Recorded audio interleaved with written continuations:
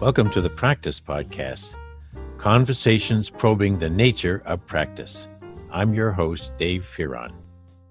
In this, the sixth of our conversations about the nature of practice, Peter and I examine the systems dynamics of practice, the way of thinking in systems that we believe that a successful practitioner does and can always learn to do better.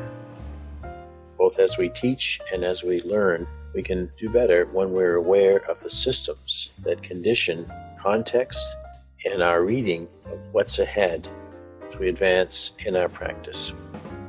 Here we go.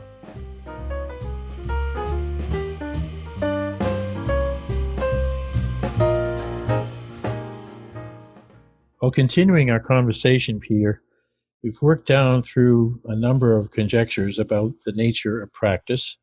And now we're at a grouping where we focus on practice as it exists in a system or context. And there's a lot to be known about that. If we can help people understand that the moment they're in practice, they're in a system in a holistic way, then perhaps we'll achieve our objective for this particular conversation. Well, digging around in my files. Oh, by the way, thank you for bearing with me and making this connection. I've had all kinds of gremlins in my system. Okay. Delayed our starting this podcast by half an hour. But you remain your sunny self, and I remained with blood in my eye, ready to throw the machine across the room. So you're saying that practice means that your emotions are involved. I believe it does. So what'd you find in your archives there, Peter, that you get us Well, going? I found a little essay I wrote about systems thinking. It's just a page, and I think I might just like to read it. It's what you might call the enemies of system thinking. The problem with thinking in systems terms is it's so easy to say that everything is connected to everything else. It's so easy to say that practice is not a series of linear relationships, but is in fact a field of relationships that exist at any time that the practice is operating, which means that a practitioner needs to become a systems thinker if he or she is not one already. So the barriers to systems thinking goes like this. Systems thinking is not an easy form of consciousness and set of skills to acquire. We continue to find ample evidence of the absence of systems awareness. We need to think no further than such common examples as the tendency to think in black and white, either or, the tendency to believe in simple linear cause-effect relationships, the tendency to ignore feedback, the tendency to ignore relationships between phenomena and its environment, the tendency to isolate a phenomenon in time, that is to say, to banish the system's relationships that exist in time, thus ignoring time-based cycles, the tendency to ignore the natural boundaries of a phenomenon in favor of what we think its boundaries should be, and the tendency to believe that we can describe a phenomenon independently of ourselves as perceivers. That is, without considering systemic interactions between ourselves and the phenomenon. All of these examples are denials of systems point of view, and we all commit them all the time. Even those of us who think we are systems thinkers, those of us who are systems thinkers commit the problem. One time I had a long commute for a number of years in my work at George Washington, and I thought to myself, and I got stuck in traffic, and I began to sort of muse on common expressions in our language and our ways of talking about things that reveal an absence of a systems point of view. And I happened to have a tablet on the seat beside me, and I just jotted down. I probably could have been arrested by the state police, but I just jotted down these phrases as they occurred to me. For example, to get on the same page. For example, straighten up and fly right. To forge ahead, and the expression full speed ahead. To get things straightened out, to get our ducks in a row. Get the kinks out, get things smoothed out, to get in the groove, to get everything lined up, to get back on track, to lay everything out, to spell everything out, to get back on the right path, to move straight ahead, get things untangled, to get things untangled. Wouldn't that be nice? If we could smoothly get things untangled, to smooth out the wrinkles, to get on the right road, to get going in the right direction, to get things sorted out. And by that time I was at work, and so I quickly took what I'd jotted down and made an overhead projection out of it, which is why I have it today. I guess I reveal my age by saying that I was living in the age of overhead projections, but so be it. So isn't that interesting that deep within our consciousness is a tendency to lapse into either or, black and white thinking, linear logical thinking. Linear logical is one word. And so no matter how we might wish that we could be systems thinkers, it is very difficult. It has to be regarded as a learned ability, and one that the culture will keep testing you on, or keep testing the practitioner on. Now, I don't know if in the training programs that practitioners go through, if they get educated in the seductiveness of black and white either or thinking. I certainly hope they would. I've had times in my past when doctors threw up their hands and said, everything is related to everything else. And I go, you got it, buddy. Now, are you going to be able to treat it or not? Am I making any sense? You are, and it's making me nervous to think about how many times in a day I've used exactly those cliches. And what makes me most nervous is that it's a tremendously powerful impulse to want to simplify, reduce, shorten, cut to the chase. If I were doing things that I'm used to doing as a practitioner, that wouldn't be a big deal.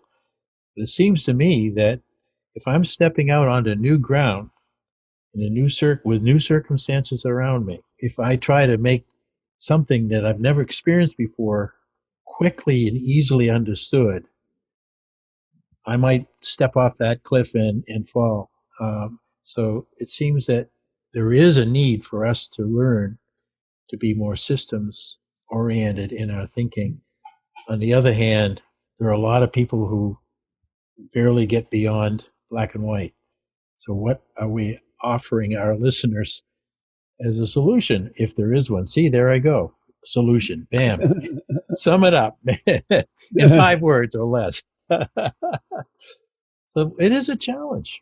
It's a challenge to be aware now that we've got to be better at thinking in more comprehensive and holistic ways. It's like, what do you think?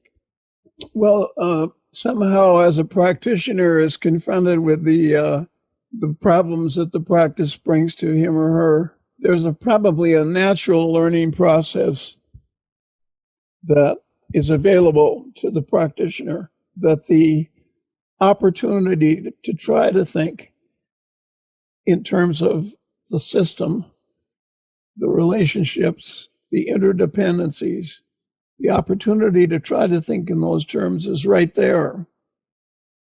And that a skillful instructor might be able to build on the experiences that practitioners have had, things that they've seen in their practice, to increase their sensitivity to the systems relationships that exist. You might say, by the way, that the elements we're talking about, I'm sure you can add to this too. The elements we're talking about are the relationships between the practitioner and the client or the client system, the relationships between the practitioner and other practitioners who are trying to do the same thing, relationships between the world of practice of that particular practice and the larger work that's being done, the relationships between the practitioner and the technological, what would you call it? The technologies that the practice employs. Right. And we're going to be talking quite a bit more about how the practice is not a social phenomenon. It's not a social phenomenon. It's a socio-technical phenomenon. Mm-hmm. To coin the phrase, or to use the phrase that was coined by the Tavistock Institute of Human Relations about 50 years ago or so. Social technical. Okay. So it's going to get even more complicated for the practitioner when I'm not sure I want to go into it in detail quite at this point in this podcast, because it involves a knowledge of the technologies that a particular practice utilizes. So let me just hold that thought of the technical aspects of the practice are every bit as important and part of the system as the social side. I'm not sure, by the way, we don't want to downplay or ignore the importance of the socio part of it either. I'm not sure that way back in one of our earlier podcasts, I think we said that practice is not a personal, it's an interpersonal process. We did. But I just want to emphasize that again, that an effective practitioner is a skillful, interpersonally skillful, and there's a systemic relationship between the socio and the technical. It's not two independent parts. It's two interrelated parts, that are integrated with each other, where the practice is operating smoothly. And if we don't begin to sensitize the beginning practitioner or a knowledgeable practitioner who has not thought along these lines for a while, if we don't sensitize the practitioner to the fact that both sets of phenomena are interrelated and interdependent, we're not doing them a service. We're allowing them to think in black and white, either or terms. Now I'm in the socio, now I'm in the technical, now I'm in the socio, now I'm in the technical, whatever. There's another whole dimension to this issue that I think I'd like to raise at this point. A dimension to the system's problem, so to speak. And that is that, as I like to say, change itself is changing. Systemic relationships themselves are changing. The socio-technical problem of 40 years ago is not the socio-technical problem of today. So that right as we are trying to get in touch with the systemic relationships that exist in a practice, those very relationships are undergoing fairly rapid change in some practices, they're undergoing explosive change. Mm-hmm. My impression is that the practice that you might call web page designer, that practice, which did not exist 25 years ago, now exists full blown and is changing at a very rapid pace, developing at a very rapid pace.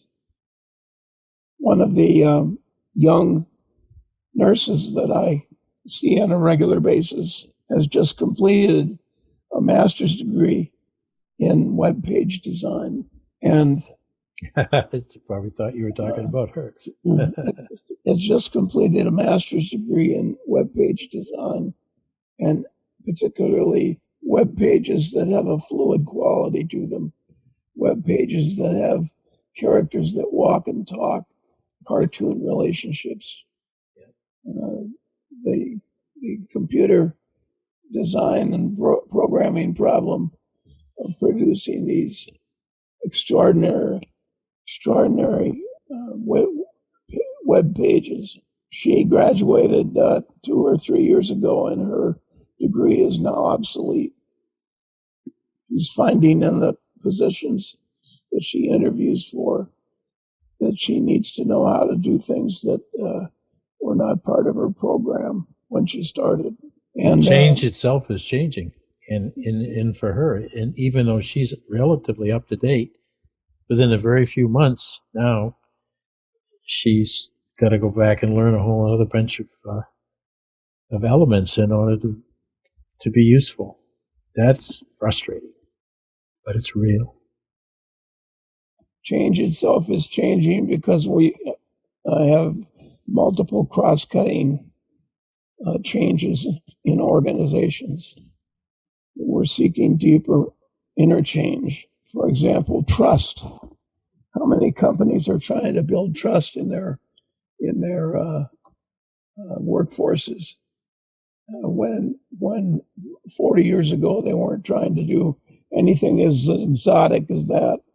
All they wanted was a day's work out of people. We're using flatter, leaner structures and trying to manage our change processes, our systems change in those contexts. Another one that I think is really important is that change these days is more threat driven and not as opportunity driven.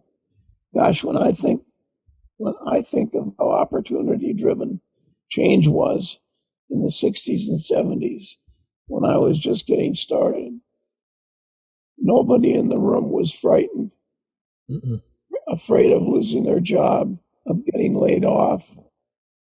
Everybody in the room had 2 or 3 offers.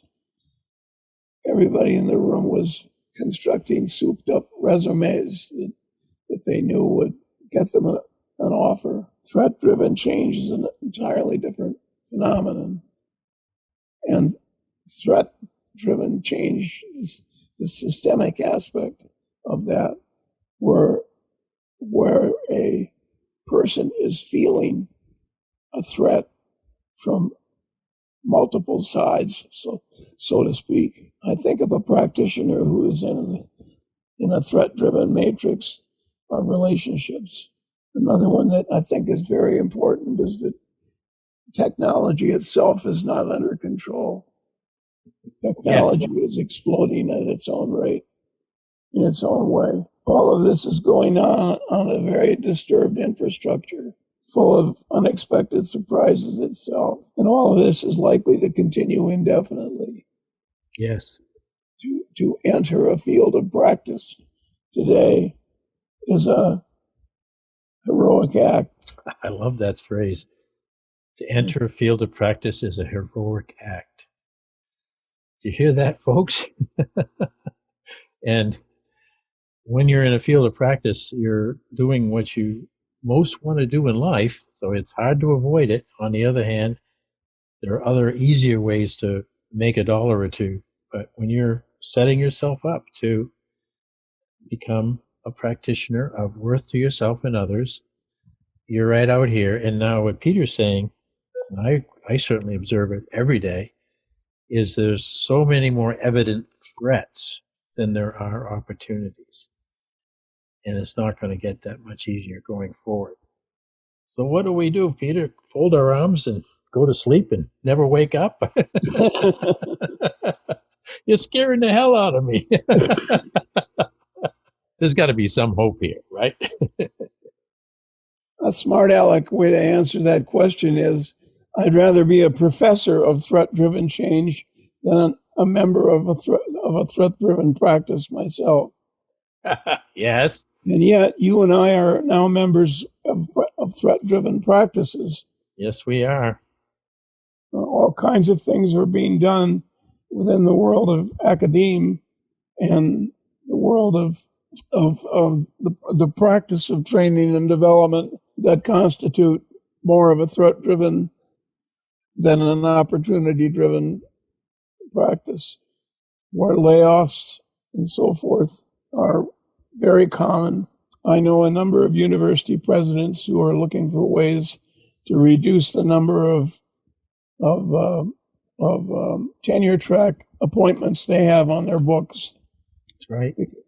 With tenure track appointments, you don't have the flexibility of laying them all off if you feel like it. True. And right now in the academic world, it's very what thousands and thousands of younger faculty members are going through is the knowledge that they're only an adjunct and that they can be laid off at any time.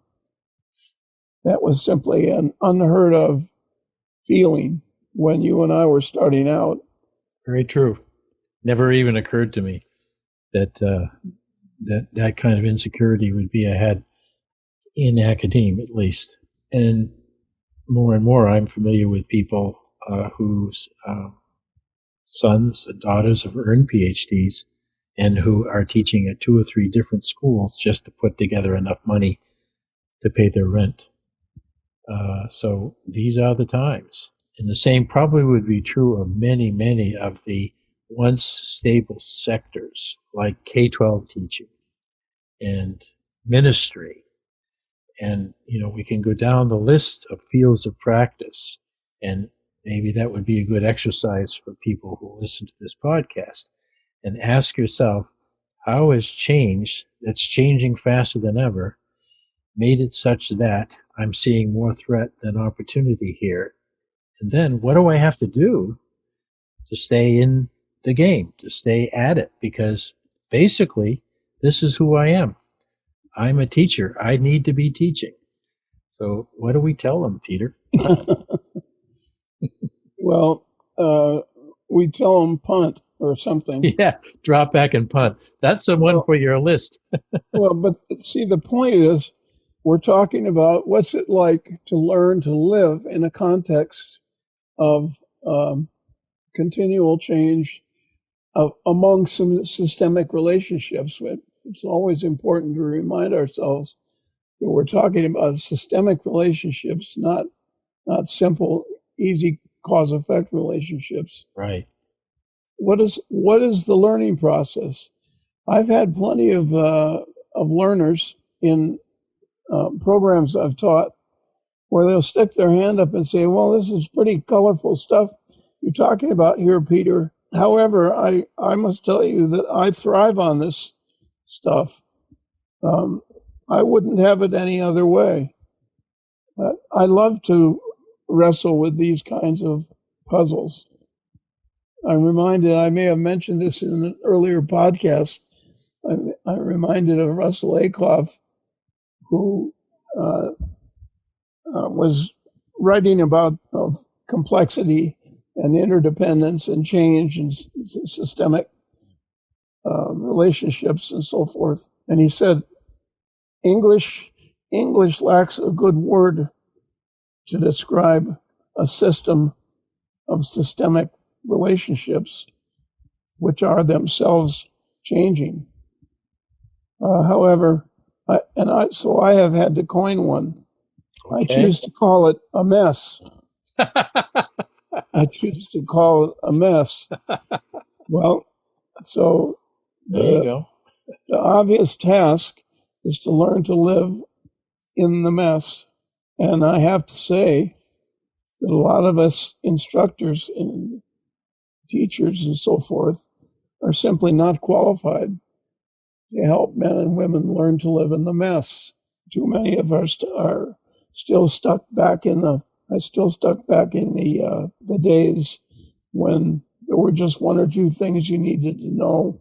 Right. A simple theory of motivation, a simple theory of predicting the behavior of a problem. And it's not that simple. And I think we need another podcast to do the best we can to talk about living in the mess. I think that would be a very interesting one, because it is right here in my world at this moment. Not just this, but my daughter happens to be home overnight. She's a nurse working in a hospital where they bring the people in by helicopter. She's in the OR, and she made it home last night here to my house and sat down and just said, just let me be quiet. Give me a half an hour to get these different images out of her head. And she wrote a beautiful little piece about what it is to be a nurse these days, socially or technically, in the midst of all this high tech. At the same time, you're looking at a person who's on that table and who might not make it off that table alive. And you deal with it, and then the next thing you know, they're going to bring another one in. So my own daughter, who is a very smart person and does love risk and adventure, has to figure out how to live in the mess if she's going to make a living. Because I'm not independently wealthy, and I can't set her up in grand style to not have to work. And she's probably like tens of thousands of people who now, in her age, 50, paid all the dues, got all the certificates. Everyone pats them on the back and says, you're doing great, but don't screw up tomorrow or you're out of here. So that would be an interesting conversation to have, Peter. We are moving toward our limit for the patience of listeners for this episode. What do we reinforce that's very important for a practitioner to know about living in systems and in swimming in permanent whitewater? I do believe that's true, because if we don't find ways of learning to live in the mess or continuing to live in the mess as it becomes more and more crazy, whole practices seems to me they're threatened as to their very existence if their practitioners can't maintain the practice under the new conditions.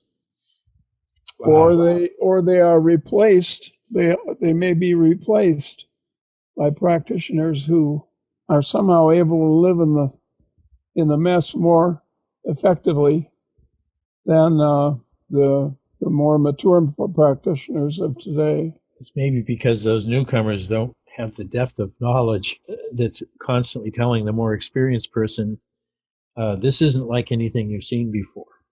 And you're making those comparisons between your past history and experience and the current state. Bring in a newbie who has never seen anything like it before and has no knowledge of it. It's fresh for them. They're going to plunge right in. What I think is a middle ground is one way, and you wrote about this in at least two of your books, is we are going to have to learn how to be beginners again, right? Mm-hmm. Maybe we can weave that into the next podcast, because I think that's the feeling, that you just got to put that beginner head on, and you've got to be a different kind of learner than the conventions and the methodical step-by-step kind of instruction that we have perpetrated on our students for generations. So, and we are not teaching students, we're not even mentioning this problem, that these issues make beginners of us all, continual beginners of us all. Mm-hmm. There are, as far as I know, very few, if any, teachers, trainers, whatever, who are standing up in front of their groups and saying, welcome to a world in which you will be in a perpetual beginning mode, where you're going to be feeling like you're learning to keep up with the pace of change, and it's not going to stop. That's what you've bought into. And if you have not realized that, I invite you to leave now. or rethink your own priorities and your own expectations and needs. It is a different ball game than you may have thought. And closing on a perhaps somewhat crazy note, some years ago, a systems thinker named Charles Lindblom wrote an essay called Management and the Art of Chinese Baseball. I remember that article. Have you ever heard of that one? I have. It's really old now. You'd have to dig deep to find it. I'm sure Google has it. I think they call it it's a monograph. It's so old. But he had a point. But briefly, American baseball is a series of systemic relationships, but it is so settled in its style that you hardly realize it's a system of relationships. Everybody knows them so well, and the expectations of how things are going to go are so well established. But anyway, management in the art of Chinese baseball. Chinese baseball is just like American baseball in all respects, except that whenever the ball is in the air, anyone is allowed to pick up any base and move it anywhere. Oh. And it's a little hard to picture that. And I assume that Lindblom was joking, that this metaphor came to him in a flash in a bar or at night or somewhere. and he realized he could make good use of it in talking about the complicated world that managers increasingly live in. But I have met people who claim that it's real and that they do play Chinese baseball in China, or they practice it. And now we call it trade. And we have a trade war. Yes. Yes. I think a lot of people are running around picking up the bases when the ball's in the air. Well, this has been fun. And as I said, it's chilling and thrilling. We're talking about beginning again, and in order to stay in the mess, and maybe we'll even have another chapter at some point says, well, there's a way of de-messing, removing some of the messiness of life. We can always hope, but I'm pretty sure that probably isn't true. Anyway, thank you, Peter. You're very welcome. Thank you. Talking again soon.